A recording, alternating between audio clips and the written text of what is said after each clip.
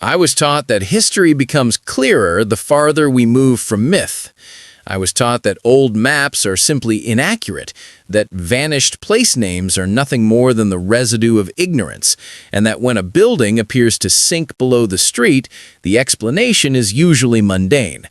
For most of my life, that was enough. An old atlas with the word Tartary stretched across Asia looked like a curiosity. A row of basement windows in a 19th century city looked like settling, renovation, or neglect. I accepted those explanations because they seemed reasonable, and because they were repeated often enough to feel complete. Everything I believed about this began to change when I compared two kinds of records that are almost never placed side by side. The first was cartographic. In 16th, 17th, and 18th century European maps, Tartary appears again and again, huge and ambiguous, hovering across northern and central Asia like a continental shadow. The second was municipal. In city reports, engineering plans, insurance maps, and local histories from the 19th century, I found something equally strange but far more concrete.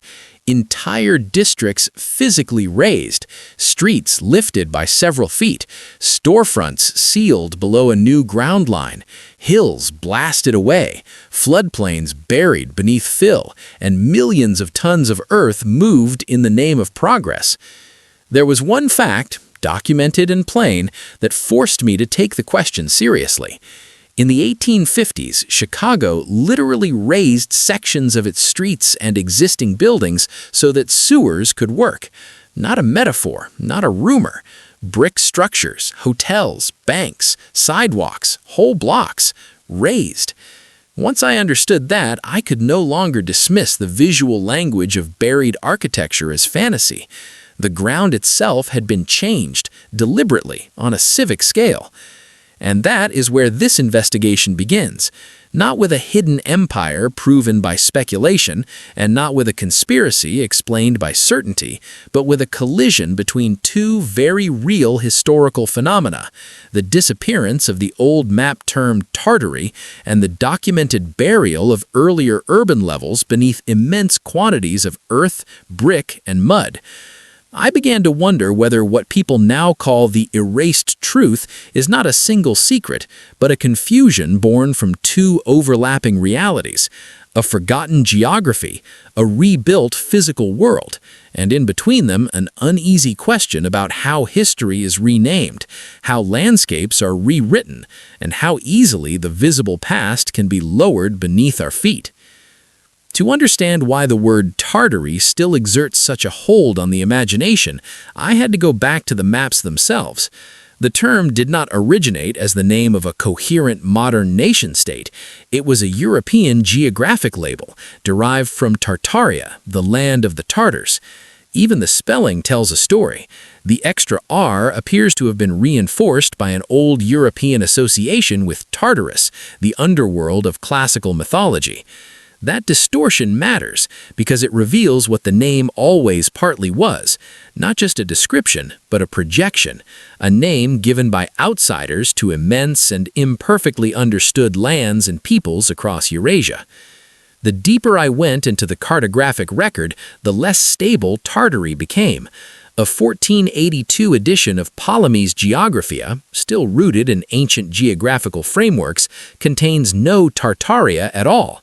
But by 1570, Abraham Ortelius included a dedicated map labeled Tartarii Sive Magni Kam Imperium, Tartary, or the Empire of the Great Khan. On that map, the label stretches from the Volga and Caspian to the Pacific. To an untrained eye, it looks like a lost superstate, but the chronology immediately complicates the picture. By the time Ortelius printed that atlas, the Mongol Empire had already been fragmented for roughly 2 centuries. Khanates remained, certainly, and the memory of Mongol rule was powerful, yet no single sovereign called the Great Khan ruled that whole space in 1570. The map was not a neutral photograph of political reality. It was a compilation of older reports, partial knowledge, inherited legends, and broad ethnographic habit. That pattern continued. In the 16th, 17th, and 18th century European maps, Tartary appears again and again, huge and ambiguous, hovering across northern and central Asia like a continental shadow. The 18th century, Tartary did not disappear, it multiplied. Western Tartary, Chinese Tartary, Independent Tartary, Muscovite Tartary, Little Tartary. On a 1757 map associated with Guillaume de Lille, the word appears in fragments across different regions, attached to places that were not politically unified under a single Tartarian government. By 1796, British maps of modern Asia still used labels like Western Tartary and Chinese Tartary, while much of North Asia was increasingly named as Siberia, or identified through Russian administrative language. This is what struck me most forcefully in the archives. Tartary did not vanish because a stable empire was suddenly deleted. It vanished because it had never been stable in the way modern viewers assume. It was a broad and elastic European term that gradually lost utility as empires extended their administrative reach and as geography became more precise. Russian expansion across Siberia and into Central Asia, Qing rule in Manchuria, Mongolia, Tibet, and Xinjiang, the rise of more systematic surveying, military mapping, census practices, and local administration. All of this narrowed the space in which an older, vaguer word could survive. By the late 19th century, that older label had become increasingly archaic. Maps that once said Tartary now said Turkestan, Manchuria, Mongolia, Siberia, or simply marked territory as belonging to the Russian or Chinese empires. That was not necessarily a revelation of hidden truth, it was a transition in how power named territory. A blanket term gave way to administrative precision. And once that happened, later generations looking backward encountered an unsettling effect. The old maps seemed to describe a place that no longer existed, which, in a sense, they did. But what ceased to exist was not necessarily a buried empire. It was an old European way of compressing vast regions into a single uncertain word. At the same time, another transformation was underway, one not in atlases but in streets. 19th century cities, especially fast-growing commercial cities, were often muddy, flood-prone, and dangerously unsanitary. Before paved surfaces, before modern drainage, before effective sewers, the urban ground line was unstable in every practical sense. Streets turned to sludge, waste accumulated, water stagnated. In some places, spring thaw and heavy rain reduced major roads to channels of filth. When I read municipal debates from that period, one thing becomes clear. The buried lower levels that fascinate modern viewers were often produced not by mystery, but by engineering, commerce, and public health. Chicago is one of the clearest examples. The city sat low, flat, and on soil that absorbed little moisture. Drainage was notoriously poor. Engineers concluded that underground sewers could not function properly without raising the street grade. In 1855 and 1856, and then again in 1857 and 1858, the city undertook extensive grade raising. Streets on much of the south side and parts of the north and west sides were lifted by an average of 4 to 5 feet, and in some places by as much as 8. The sewer project, associated with engineer Ellis Sylvester Chesbrough and the Board of Sewerage Commissioners, became one of the defining infrastructural efforts of the era. What tourists later marveled at, the lifting of existing buildings, was only the most dramatic visible part of a broader sanitary project. Once the new grade was established, formerly ground-floor entrances could become sub-grade levels. Windows sank, doorways vanished. What had once opened to the street now opened to nothing. Sacramento tells a related story. Founded at the meeting place of rivers and prosperity, it was also founded on vulnerable ground. The city suffered major floods repeatedly in its early years, including in 1950, but the catastrophe of 1861 and 1862 was decisive. The Great Flood inundated the city and much of California's Central Valley. Water stood where streets were meant to be. Boats moved where wagons had moved. In the aftermath, the response was not symbolic, it was physical. Over the following years, Sacramento raised parts of its downtown street level by roughly 10 to 15 feet. Brick retaining walls were built, streets were filled, property owners adapted their buildings to the new grade, and in some cases the earlier first floors became underground spaces. The city also strengthened the levees and rechanneled the American River in 1868. Again, the pattern is literal. The old city was not imagined below, it remained there, entombed by the measures taken to protect the new one. Seattle offers yet another variation. After the Great Seattle Fire of June 6, 1889 destroyed the central business district, rebuilding coincided with a decision to raise streets in the flood-prone waterfront area in places by as much as 22 feet. The result was the creation of the spaces now known as the Seattle Underground, old sidewalks and storefronts left below the new level. Then came the regrades. From 1997 to 2030, 5 major Denny Hill regrade projects transformed the topography of the city. More than 11 million cubic yards of earth were moved in total. The hill's high point was lowered by more than 100 feet. Hydraulic jets and sluicing reshaped the land so business could expand over flatter ground. Here, too, earlier levels did not always vanish. They were absorbed into a reconstructed city above. When I first noticed these cases appearing across different cities, I understood why some people connect them to a larger hidden narrative. The visual evidence is compelling. Rows of old windows below sidewalks, arches ending in dirt, doorways cut off midway. Photographs of streets elevated while buildings stand awkwardly between two eras. It looks catastrophic. It looks as though a world was suddenly swallowed. But the turning point in this story is not the discovery of secret evidence. It is the recognition that the evidence is real, while the interpretation often drifts away from the record. The true turning point came for me in the late 19th century, when 2 separate historical processes converged. On the map, Tartary began to recede as an accepted designation. On the ground, urban America and parts of the wider industrial world were being physically re-engineered at unprecedented scale. If one were to look backward from the present without context, the effect would be deeply confusing. Old atlases would suggest a vanished macro-region. Old city blocks would display buried architecture. The temptation to fuse those 2 mysteries into one grand event would be almost irresistible. But the record does not show a single year in which a Tartarian Empire was covered by mud and erased from textbooks. What it does show is a century of transitions that were abrupt in local terms and systematic in institutional terms. In Central and North Asia, imperial cartography became more exact because empire itself became more exact. Russian conquest and administration advanced into Siberia, the Kazakh steppe, and Central Asia. Qing governance and frontier control structured vast regions that Europeans had once labeled more loosely. As diplomats, officers, merchants, missionaries, surveyors, and scholars produced more detailed knowledge, old blanket names lost authority. The disappearance of Tartary was therefore less like censorship and more like replacement.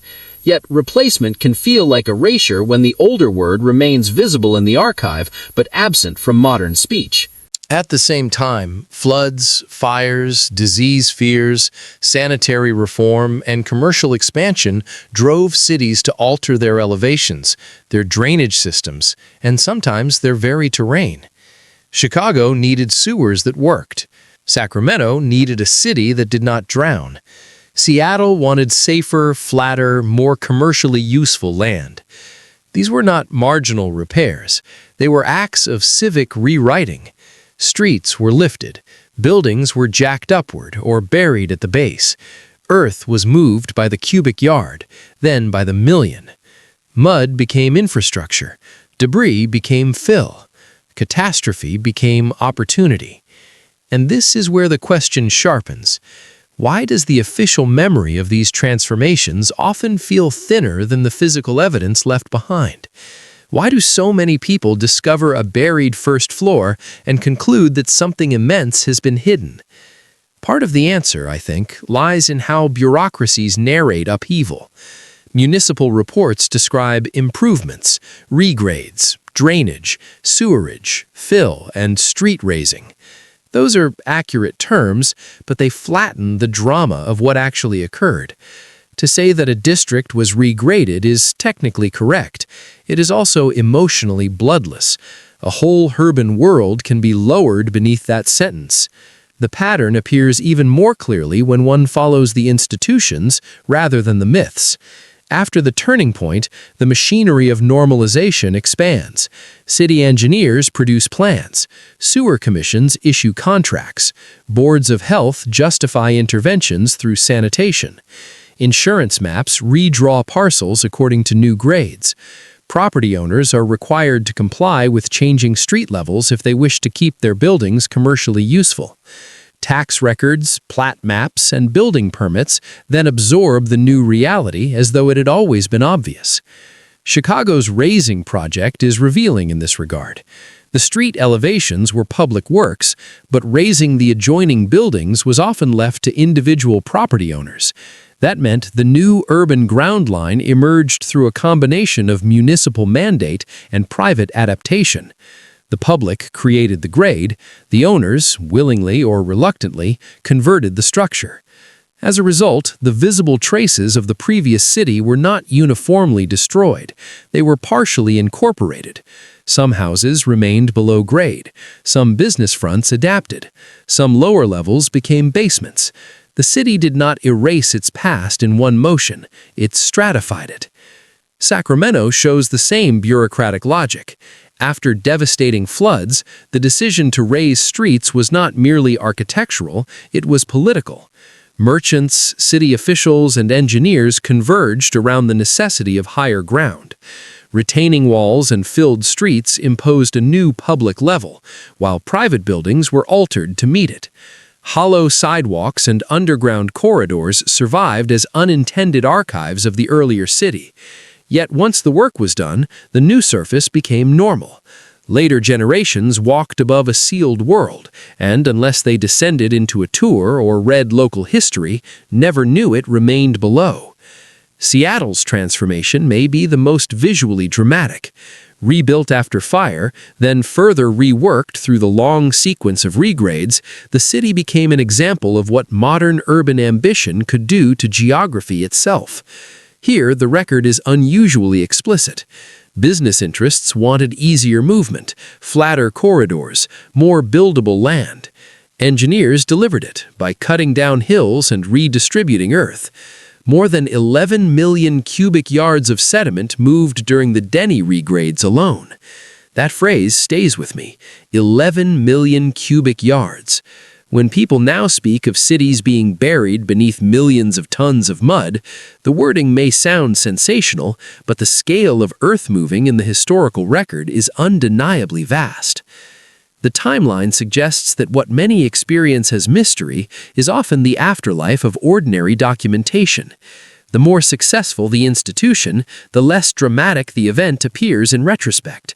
A once astonishing intervention becomes a line item in municipal history.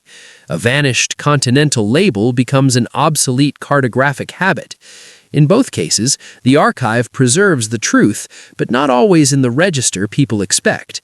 There are no secret royal decrees announcing the burial of Tartaria. There are instead survey maps, sewer plans, engineering reports, atlases, regrade contracts, flood records, fire histories, and revised place names. It is all there, just not in the form legend prefers. Another pattern also emerges. As states and cities grow more administrative, they also grow more selective in what they allow to remain legible. The old map term Tartary becomes too vague for modern governance. It dissolves into smaller, governable units. The old street level becomes too wet, too low, too dangerous, too commercially inconvenient. It is covered by a better one. In both cases, complexity is reduced in the name of order. The map becomes cleaner, the city becomes flatter, the archive becomes more precise, and memory becomes strangely poorer. I do not think this happened only in North America, or only in places once associated with the word Tartary. The comparative picture matters. In London, the mid-19th century drive toward modern sewerage, after repeated cholera outbreaks and the Great Stink of 1858, led to enormous engineering works under Joseph Bazalgette, reshaping embankments and underground systems in the name of sanitation and state capacity. In Paris, the transformation associated with Baron Haussmann and engineer Eugène Belgrand cut new boulevards, expanded sewers, and remade medieval urban fabric into something straighter, more legible, and more governable. In Hamburg, after the Great Fire of 1842, reconstruction brought new building regimes and infrastructure. Across the industrializing world, cities were widened, leveled, drained, and rationalized. That does not prove a global conspiracy. It suggests something more historically grounded and, in its own way, more profound. Similar pressures produced similar responses: industrial growth, military logistics, epidemic disease, fire risk, insurance, property speculation, and the ambitions of centralized states all pushed toward the same kind of urban order. At the same time, older geographical vocabularies were being abandoned elsewhere as well. The world of broad, inherited, often imprecise civilizational labels gave way to the world of modern territorial administration. Frontier zones, once named loosely on European maps, were reclassified by empire, diplomacy, and survey. So when I ask why similar systems emerged around the same time, I do not arrive at hidden coordination. I arrive at a shared historical condition. The 19th century was an age of legibility. States wanted territory that could be measured, taxed, policed, and defended. Cities wanted surfaces that could be drained, traversed, illuminated, and capitalized. The old world, with its muddy streets and elastic names, was increasingly intolerable to modern power. That is the comparative pattern I see, not a secret meeting, a civilization-wide preference for surfaces that could be controlled. And yet, facts alone do not dispel the unease. If anything, they deepen it. Because once I stopped asking whether an invisible empire had been intentionally hidden, I began asking a harder question. What does it mean that so much of human order depends on making older realities disappear without fully destroying them? A former ground floor becomes a basement. A regional name becomes an anachronism. A flood becomes an engineering opportunity. A fire becomes a pretext for redesign. A hill becomes fill. A map becomes obsolete. The past is not always burned. Sometimes it is simply lowered, renamed, and built over. That is what gives this subject its philosophical force. The struggle is not only over facts, it is over what counts as the visible world. To raise a street is to redefine the surface itself. To rename a territory is to redraw the limits of collective memory. Once that happens, later generations inherit a finished environment and assume it was always meant to look that way. They rarely see the violence of adjustment beneath it. Not always violence against people in the dramatic sense, though at times there was that too, but violence against continuity, against orientation, against the relationship between what was there and what is now allowed to be seen. I think that is why so many people feel, correctly if imprecisely, that something has been hidden. They look at an old map marked Tartary and sense that the modern story is incomplete. Their intuition is not entirely wrong. Something was indeed lost. But what was lost was not necessarily a unified Tartarian Empire buried in a single cataclysm. What was lost was older texture, older ambiguity, older layers of place and language that modern systems found inconvenient. The unsettling part is how normal the mechanism was. No single master secret is required when institutions can accomplish erasure through paperwork, engineering, and routine replacement. A vague continental label fades because better maps, stronger states, and harder borders no longer need it. A vulnerable downtown disappears beneath fill because commerce, sanitation, and flood control demand a higher grade. In both cases, the transformation enters the record in ordinary language. Nothing is hidden from the archive, but much is hidden from instinct because the archive is rarely how people first encounter history. They encounter it in textbooks, in street level, in what seems obvious. For most of my life, I thought the obvious world was the truest one. Now I am less certain. I have seen too many old maps that no longer fit modern memory, and too many cities whose lower worlds still exist beneath the pavement. I have read too many dry engineering summaries describing acts that, if witnessed firsthand, would have seemed almost apocalyptic, and I have come to suspect that what we call history is often only the final surface of a much deeper construction. So, when people say the Tartarian Empire was buried beneath millions of tons of mud, I no longer dismiss the phrase outright, but I hear it differently. I hear, inside that dramatic claim, a distorted recognition of something real. Vast regions, once labeled Tartary, were reclassified and absorbed into modern imperial geography. Vast amounts of earth were used to raise, bury, flatten, and normalize 19th century cities. The buried world exists. The vanished label exists. The confusion between them also exists. What remains unresolved is the meaning. Was this simply progress, the unavoidable cost of sanitation, surveying, and modern statehood? Was it amnesia produced by efficiency? Or does every civilization, when it becomes powerful enough, begin by remaking the surface and then teaching its descendants to forget what lies underneath? I cannot answer that with certainty. The documents take me only so far. They confirm the regrades, the floods, the fires, the sewer plans, the map changes, the administrative renamings. They confirm that old ground levels were buried and old geographical words were abandoned. And that is where I have to leave it, not with a revelation that closes the case, but with a record that refuses to stay simple. The question is not whether streets were raised, lower floors buried, and whole landscapes reshaped. They were. The question is not whether the word Tartary once covered vast spaces on European maps and later disappeared from common use. It did. The question is what kind of civilization produces that much burial, that much renaming, and that much forgetting, then calls the result normal. The question is not whether it happened. The record confirms it did.